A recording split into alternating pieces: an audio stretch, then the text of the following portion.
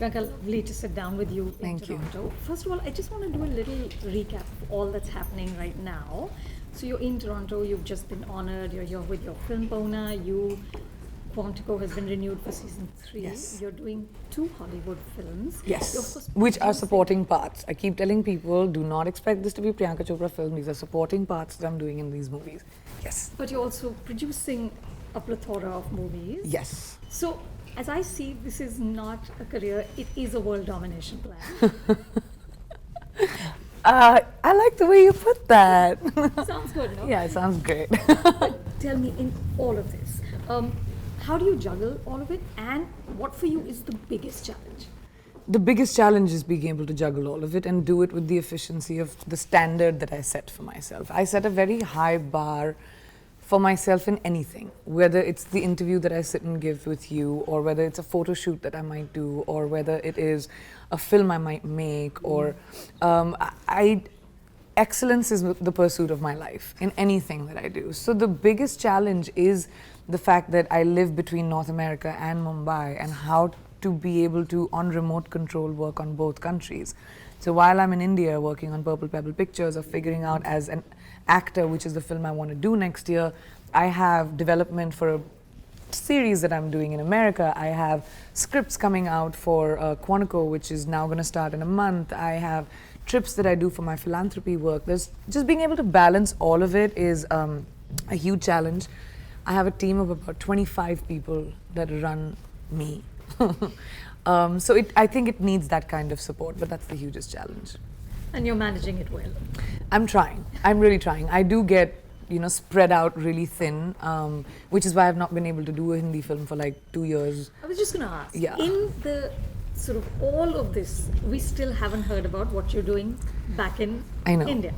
Tell me though, as an actor, is it harder for you now to find material that really satisfies your soul now that you've experienced so much more? Yes. I've read so much, and you've hit the nail on the head. It's just very difficult. I don't know.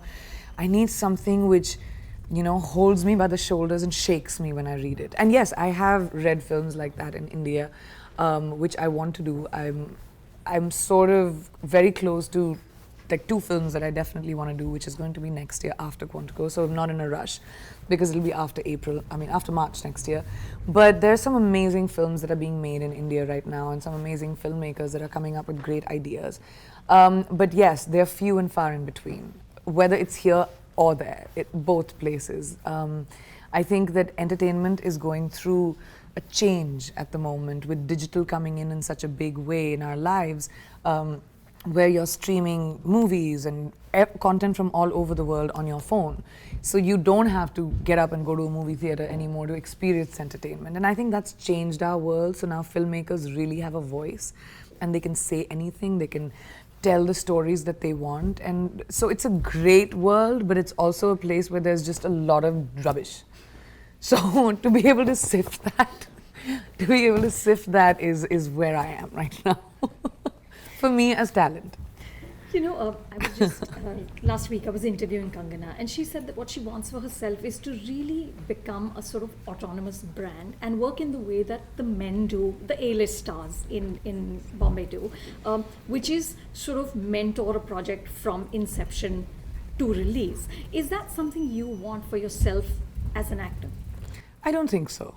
I'm doing that as a producer right now with my small films, with my limited understanding of the technical side of filmmaking. I have not gone to school and studied how to be a filmmaker or an actor or a producer. Everything I do right now is with instinct and experience that I've had over the years of working with the most prolific filmmakers in India. So, but I don't believe that I want to, whatever the boys are doing, they do what they do, and it's their thing. But I see myself in what I know best is what I'd like to do, and I like to work with experts in their fields who know what they're doing and collaborate.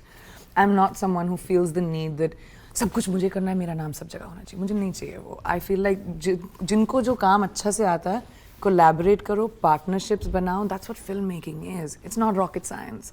It's not very difficult. It's just great people coming together, wanting to tell a story, and having fun while doing it. And that's the kind of environment that I've created at Purple Pebble. And that's the kind of way I like to work even as an actor. If I have an opinion, I will talk to a producer, I will talk to a director, but I'm not someone who's gonna like impose my decision on someone. She said she has a very hard time dealing with directors with fragile egos. Is that Right. something you've struggled with? It's not just directors. I mean, just people have fragile egos in the entertainment business, and I've not had that. I've had most of the directors that I've worked with somehow have, been really amazing collaborators and have given me the respect for, because I don't step on toes. I'm someone who will suggest something. If you find it sensible, then they take it. If you don't find it sensible, we have a logical conversation. I'm very zen and peaceful like that. I'm not a fighter. You're not combative. No, I'm not.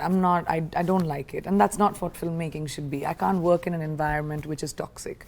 So, like even the biggest and best filmmakers I've worked with, Vishal sir, Anurag Basu, Sanjay sir, Rakesh Roshan, all of them. Like I can sit down and, they'll come and Gana sunate hain, what do you think?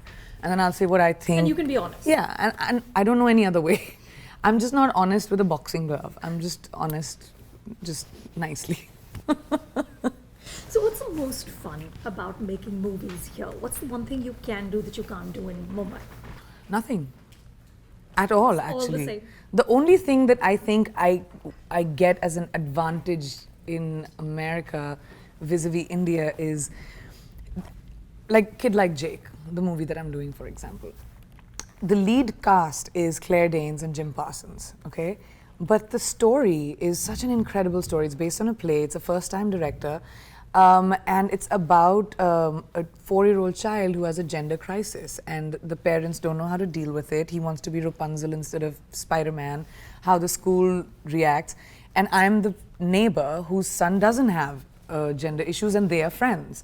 So and you have people like Octavia Spencer, you have such incredible actors that have come together just to do 4 scenes or like 6 scenes. That's the only thing that I miss in India. Like I was trying, I know, I was being utopian again and my mother shot me down. I was trying to cast this movie, which is a small, again, a kid's film, where I wanted a big time female actor to come and do 6 scenes. And I mean, I've done Kamine where I was in 8 scenes. I've done Bajirao where I'm a supporting part. I've done Barfi where I'm not the main lead. But I think differently maybe. And my mother said the entourage of the actress would cost more than the budget of the film. Which is probably true. So I was shot down. But my idea was to get like a really big actor to just come and support a film on, an issue with children and stray dogs. And it was just... Anyway, I'll probably end up doing it myself at some point. I was just going to say. Yeah, but I can't do everything now. But you can. I You know. are proving it as we speak. But it's not. That's what I feel like. That's the only thing. Like to have actors like, a huge male actor support a female part or a female film. Not to just look at the footage, but look at the don't quality. or just look at the fact that you're supporting a female-led movie.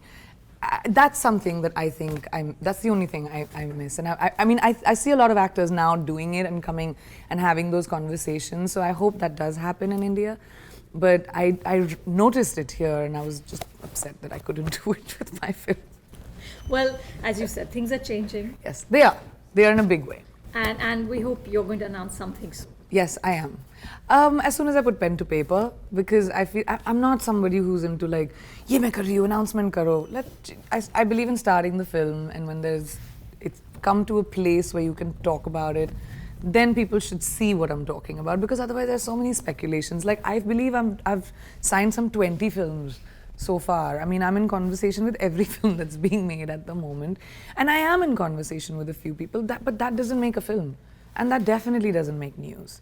Like trolling and speculative movie announcements are 2 things that really need to get out of entertainment news. Then there'll be so much more to talk about.